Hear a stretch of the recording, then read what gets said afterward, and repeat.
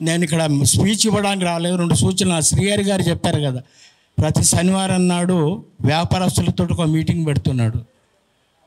అయితే మీరు ఒక నిజ నిర్ధారణ కమిటీ వేయండి సార్, అన్ని కులాలతోటి. ఆంధ్రప్రదేశ్ కాకుండా తెలుగు వాళ్ళు ఎవరు ఉన్నారో వాళ్ళతోటి ఒక కమిటీ వేయండి.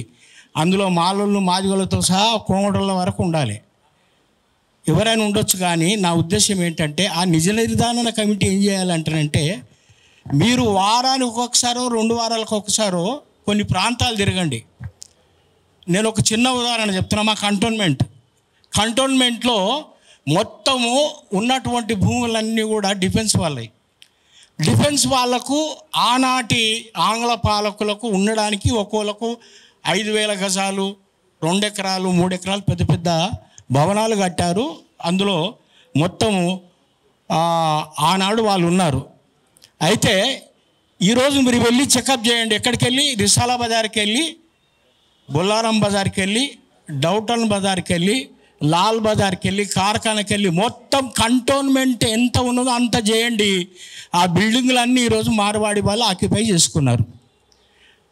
మరి మన తెలుగు వాళ్ళు కానీ మన కోమటోళ్ళు కానీ లేరా ఇక్కడ అంటారంటే, మన సొయ్యలేని జాతి అంట మనది, తాగుబోతు జాతి.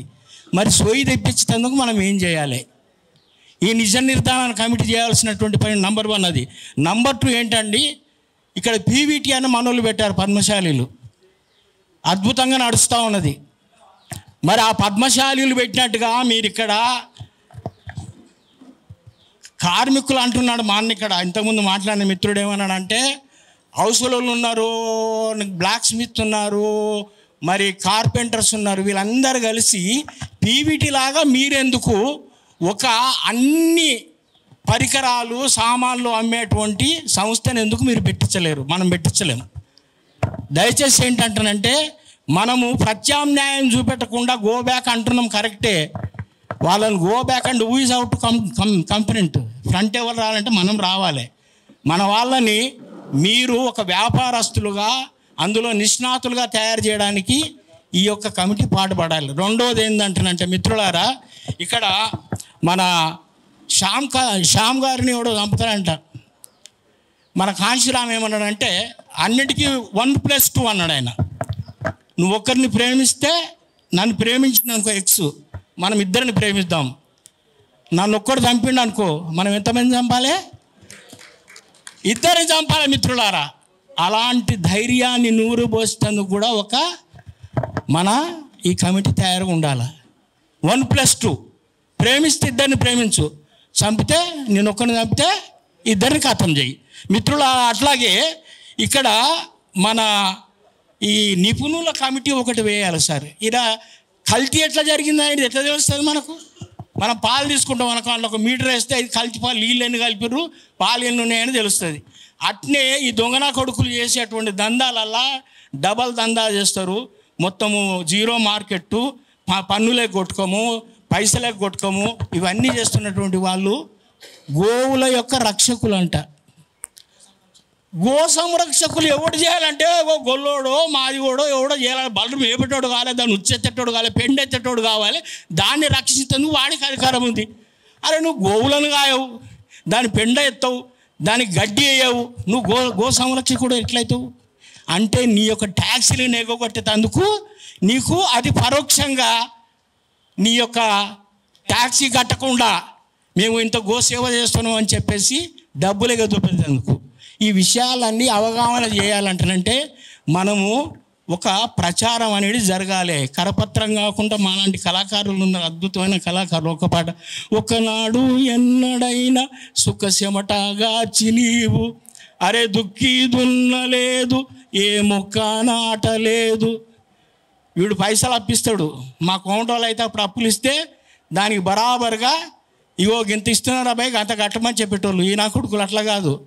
ఒకనాడు ఎన్నడైనా సుఖ చెమటగార్చి నీవు, అరే దుక్కి దున్నలేదు, ఏ మొక్క నాటలేదు, పంట పండిన నాడు వచ్చి పొలమంతా కలియదిరిగి, ప్రతి పంటకు నువ్వు కొడుకో 10 బస్తాల దాన్ని ఒకటే బస్తిస్తాడు అప్పు, 10 బస్తాల ధాన్యం కొడుకో పట్టుకొని పోతావు కొడుకో, అరే బడి మాదే గుడి మాదే భారతదేశం. నువ్వు బయటికి వెళ్ళి బతుకొచ్చిన కొడుకురా నువ్వు.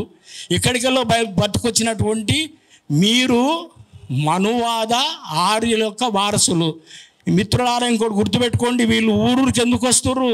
వ్యాపారం చేయడానికి వస్తలేరు మిత్రులారా, రిక్కి నిర్వహించడానికి వస్తున్నారు.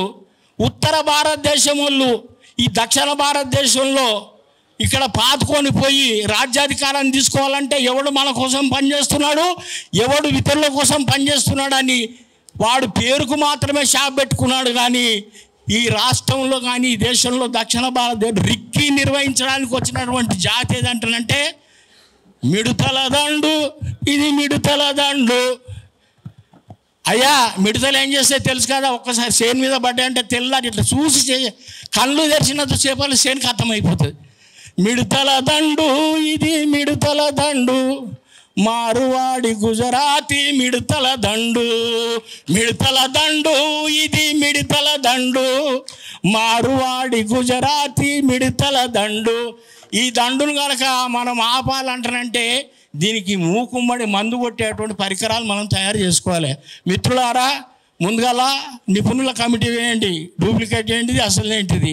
తర్వాత ఇక్కడ ఒక అధ్యయన కమిటీ అంటే నిజ నిర్ధారణ కమిటీ వేస్తాం కదా, నక్సలైట్లను చంపిన ఇంకోళ్ళని చంపిన అలాంటి కమిటీ ఎక్కడెక్కడ ఎన్నెన్ని షాపులు ఉన్నాయి, అందులో మన వాళ్ళు ఎంతమంది పర్సెంటేజ్ పనిచేస్తున్నారు, వాళ్ళు పని చేయకపోతే మన వాళ్ళని ఎట్లా పెట్టాలంటానంటే మనకి లెక్కలు కావాలి. కాంశీరామ్ రాజ్యాధికారం తెచ్చినట్టు ఈ లెక్కలేసేది తెచ్చిండు. అయ్యా, ఈ దేశం మాది, మా దేశంలో 80% మాకు రావాల్సి ఉంటే ఎంత వచ్చిందని తెలియజేసి 10% వచ్చిందని చెప్తే అప్పుడు మా వాళ్ళు గుండెలు వాడుకున్నారు. అప్పుడు సిగ్గుశరం వచ్చింది, అప్పుడు మనకు సోయ వచ్చింది. అందుకే ఉత్తర భారతదేశం అంత పెద్ద రాష్ట్రాన్ని హస్తగతం చేసుకుని లెక్కలేసి చూపెట్టాలి మన జాతిని.